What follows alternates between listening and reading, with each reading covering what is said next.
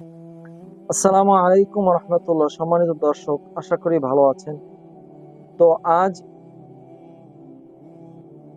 আলোচনা নিয়ে আসছি যে সকল কারণে রোজা ভেঙে যায় এবং কাজা করলেই হবে, অর্থাৎ একটার পরিবর্তে আরেকটা যদি এই রকমের কাজা করি তবে হবে।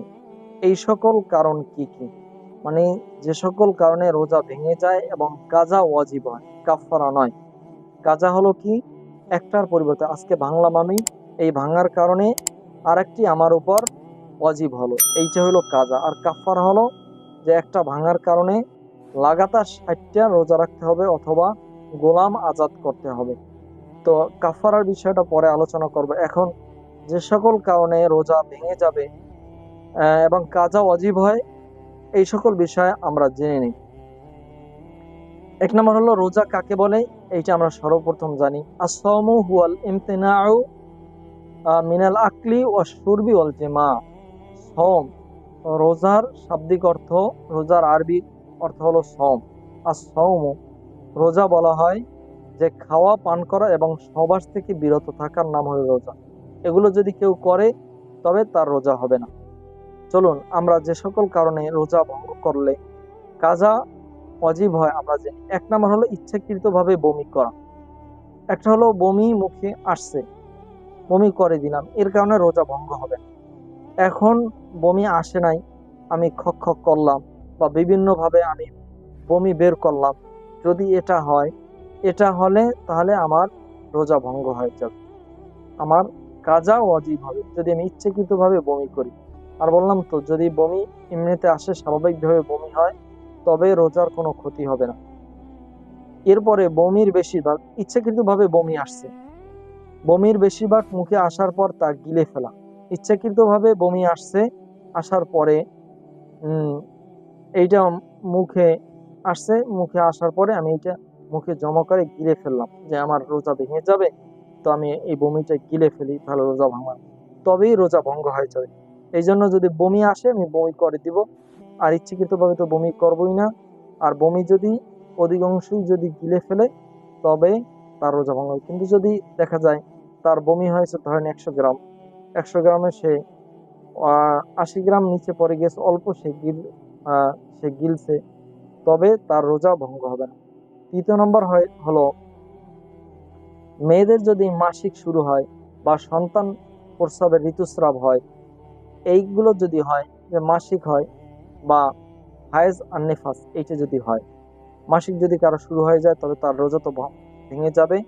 আর যে কয়দিন সে এই অসুস্থ থাকবে, এই কয়দিন তার রোজা থাকতে হবে না, বরং পরবর্তীতে এই রোজার কাজা করবে, এই রোজার কাফারা করা দরকার। অনুরূপভাবে কেউ যদি সন্তান প্রসব করে, কারো যদি সন্তান হয়, হওয়ার পরে যে 40 দিন 41 দিনের যে সময়টা রয়েছে, এর মধ্যে যদি রোজার টাইম থাকে তবে তার রোজা থাকতে হবে না। আর যেদিন সন্তান হয়েছে ওদিনেরও তো রোজা তার মাফ হয়ে যাবে, কাজা করে দিলেই হবে।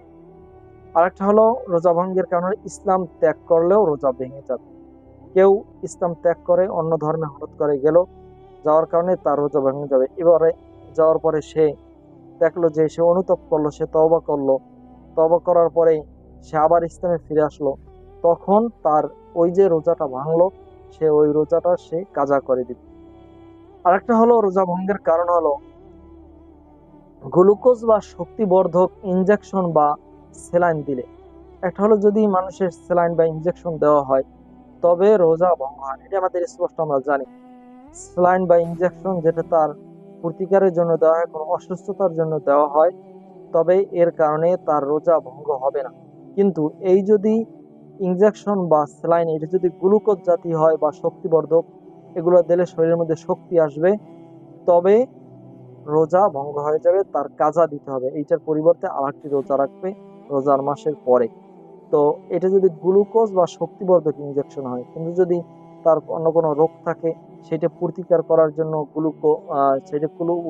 প্রতিরোধ করার জন্য যদি ইনজেকশন দেওয়া হয় বা স্যালাইন দেওয়া হয়, তবে এটা সমস্যা হবে না। গ্লুকোজ এবং শক্তিবর্ধক ইনজেকশন যদি দেওয়া হয় তবে রোজা ভঙ্গ হয়ে যাবে। এরপরে কুলি করার সময় অনিচ্ছায় গলার ভিতরে পানি প্রবেশ করলেও রোজা ভঙ্গ হয়ে যাবে। যে কুলি করার সময়, কুলি যদি করে, তো তার রোজার কথা অবশ্যই স্মরণ আছে। এখন যদি অনিচ্ছায় তার গলার ভিতরে পানি প্রবেশ করলে রোজা ভেঙে যাবে। এটা খতান হয়েছে। আর খতান যদি ভুল হয়, মানে তার রোজার কথা স্মরণ আছে কিন্তু সেই অবস্থায় তার পেটের ভিতর পানি যায়, তবে তার রোজা ভঙ্গ হয়ে যাবে।